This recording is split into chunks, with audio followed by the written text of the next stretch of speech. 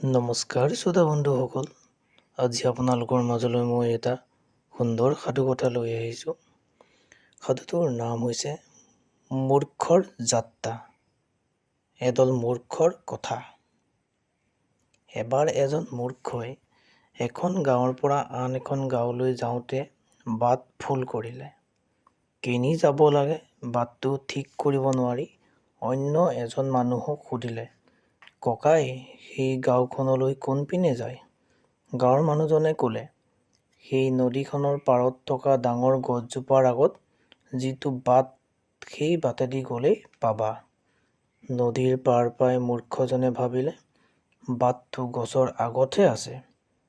এতিয়া গছজোপাত উঠি যোৱাৰহে কথা। এই বুলি তেওঁ গছত উঠি গৈ গৈ একেবাৰে গছৰ আগ পালেগৈ। মানুহজনৰ বৰ সহিব নোৱাৰি গছৰ আগটো দো খাই পৰিল আৰু মানুহজনে ডালে পাতে ধৰি কথমপি ওলমি থাকিল। এনেকৈ কিছুপৰ যোৱাৰ পিছত সেইফালেদি হাতীত উঠি হাতীৰ মাউত এজন যোৱা দেখিবলৈ পালে। হাতী মাউতক দেখি মূৰ্খজনে কাঠৰ কৰি মাতিলে, ককাইও, মোক বচোৱা, যেনে তেনে মোক গছৰ আগৰ পৰা নমাই দিয়া। হাতী মাউতটোৰ মানুহটোৰ অৱস্থা দেখি বেয়া লাগিল আৰু তেওঁক নমাই আনিবলৈ বুলি হাতীটোৰ ওপৰত উঠি থিয় হ'ল আৰু ওলমি থকা মানুহজনৰ ভৰি দুটাত দুই হাতেৰে ধৰিলে। ইতিমধ্যেই হাতীটো আঁতৰি গ'ল। ফলত হাতী মাউতে মূৰ্খ মানুহজনৰ ভৰিত ধৰি আৰু মূৰ্খ মানুহজনে গছৰ ডালত ধৰি ওলমি থাকিল।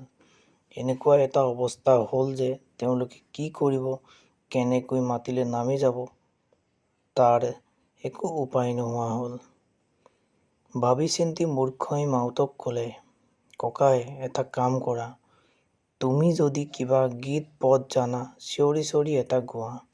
তোমাৰ গীত শুনিলে গঞা ৰাইজে কাষ চাপি আহিব আৰু আমাক এই বিপদৰ পৰা উদ্ধাৰ কৰিবহি। নহ'লে আমি সৰি পৰিম আৰু নৈৰ সোঁতে আমাক উটুৱাই নিব। সেই কথা শুনি হাতী মাউতে গঞা ৰাইজক শুনাকৈ এটা ডাঙৰকৈ গীত গালে। গীতটো শুনি মূৰ্খ মানুহজন ইমান মুগ্ধ হ'ল যে হাতী মাউতক তেতিয়াই শলাগিবৰ তেওঁৰ মন গ'ল আৰু উলাহতে বাহ বাহ বুলি কৈ দুই হাতেৰে চাপৰি বজাই দিলে। চাপৰি বজাওঁতে গছৰ পৰা হাত এৰাই গ'ল আৰু হুৰুক কৰি দুইজন নৈত সৰি পৰিল। একেবাৰে পানী তল পালেগৈ আৰু তাতে তেওঁলোকৰ মৃত্যু হ'ল। এইটোৱে হৈছে সাধু মূৰ্খৰ যাত্ৰা। তো আপোনালোকে যদি সাধুটো ভাল পাইছে তেতিয়াহ'লে লাইক, কমেণ্ট আৰু শ্বেয়াৰ কৰিব আৰু মোৰ চেনেলটো ছাবস্ক্ৰাইব কৰি দিব। ধন্যবাদ।